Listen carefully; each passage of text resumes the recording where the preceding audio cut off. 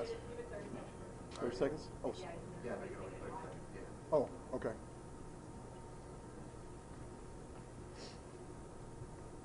From like 10 seconds ago.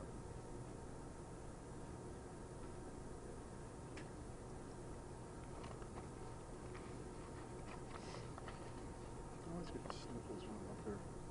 Must be something in this room.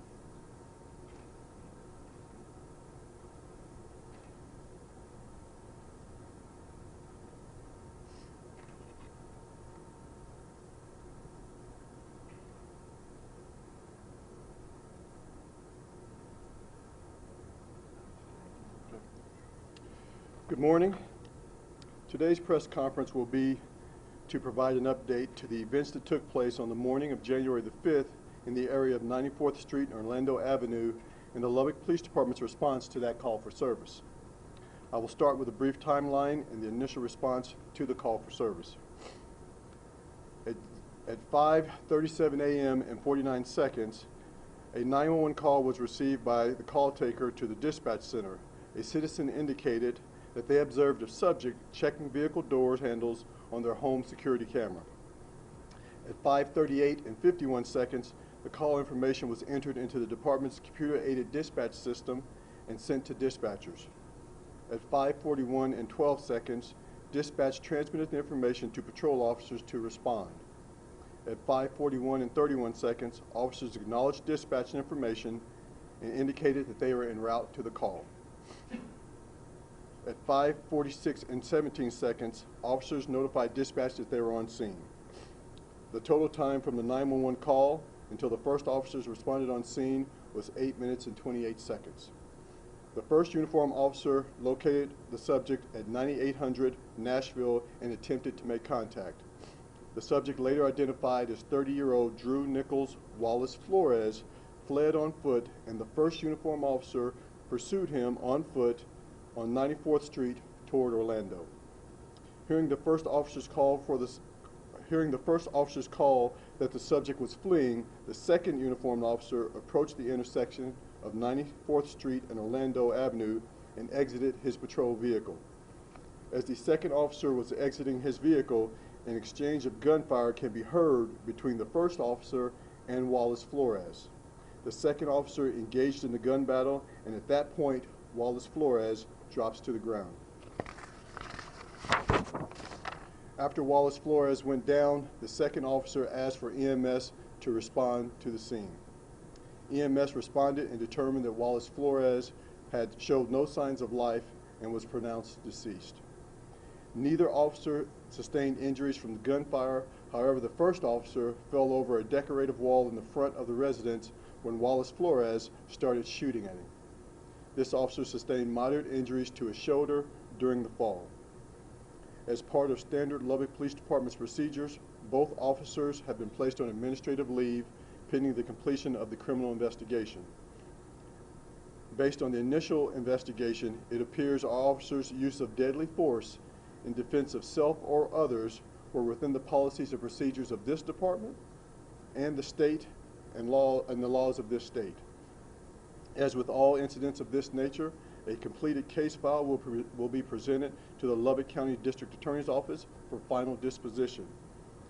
Because this is an open investigation and ongoing, I am not able to discuss any other specifics regarding the investigation at this time. I can state that the first officer is a 9-year veteran of the Lubbock Police Department and holds the rank of detective. The second officer is a 12-year veteran of the Lubbock Police Department and holds the rank of corporal. With that, I'll attempt to answer any of your questions. You know where he got the gun? Right now, we do not have the specifics of where he got the gun. We are working with ATF. They actually responded to the scene, and we are having them trace the weapon. Can you say how many shots were fired? The specifics of how many shots were discharged by the suspect or by our officers is part of the investigative file, and I can't release that at this time. Is there any property other than the gun that the subject was found with, a vehicle or any sort of stolen property? There was property found at the scene, and we did find a vehicle that we believe the suspect was using prior to our contact with him. Were there any items of interest found in that vehicle? I can't release that information at this time. How long was police on the scene at 94th and Orlando yesterday investigating? Due to the nature of these investigations and getting all the information and collecting all the evidence, they were out there. The initial call was again at 5:37, and I don't think we cleared. I think the Metropolitan Squad cleared at 8:37 p.m. or sometime after 8:30 is when I got the email that they were clear from the scene. So more than 12 hours. Why don't those factored into an investigation of an incident that takes place in a residential area? From our standpoint during the investigation, one of our key things is trying to identify all the evidence and where did the rounds go, both the rounds from the suspect and the rounds from our officers, and recovering all that property. Was there any property damage to nearby homes?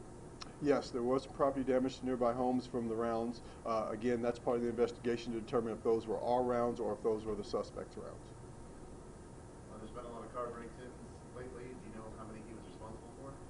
We don't know how many he particularly was responsible for, but I did have my crime analyst and my media relations public information officers grab some of that information, and I can tell you that in the area of 98th to 82nd Quaker to Indiana, just since October, we had received 21 calls for service in regards to car break-ins in that area. Do you have any messages for car thieves? You know, one, don't break into cars. That is the key thing. You know, part of our job as law enforcement officers is to deter and prevent crime and then bring those to justice who do commit those crimes. Unfortunately, Mr. Wallace Flores did not heed to the orders of the officers, and it led to the discharge of firearm. What sort of orders were given to police officers? The specific orders, I'm not going to be able to talk about yet because I have not, the transcript of the body-worn camera has not been done yet, and I don't want to tell you something that is not exactly true. Is there anything residents can do as well to cut back on either attempted or actual vehicle burglaries? Well, we always ask all of our residents to make sure that they lock their cars, they take their valuables out of their cars, and again, this particular call for service came from a homeowner that had a home security camera. We always suggest that people invest in home security cameras and register those cameras with the Lubbock Police Department so we know that you have those cameras and that we can approach you when there's incidents of this nature to grab that footage. And to clarify, was it confirmed that Mr. Wallace Flores was the subject on the home security video? That the resident? He was the person that we contacted. The video, again, has not been completely reviewed and identified him personally on the video camera yet, but the officers did come into contact with him in the area where the call was dispatched to. You said that you guys are investigating the gun itself. I guess without saying too much, y'all have ways of doing that? We're working with ATF for them to find out exactly who purchased the gun, if the gun was reported stolen, and how it got into Mr. Wallace Flores' hands. Reiterate, you mentioned that officers acted in some sort of self-defense. Is that correct? Can you reiterate your statement? As a law enforcement officer, as a commissioned law enforcement officer, we are sworn to uphold the law, and we are given the authority to use deadly force in defense of ourselves or others. Obviously, the officers came in contact with Mr. Flores, presented a danger to themselves, and they used the force necessary to stop that threat.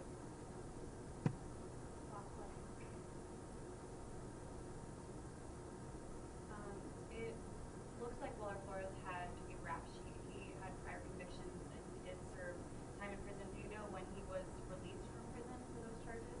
No, I don't have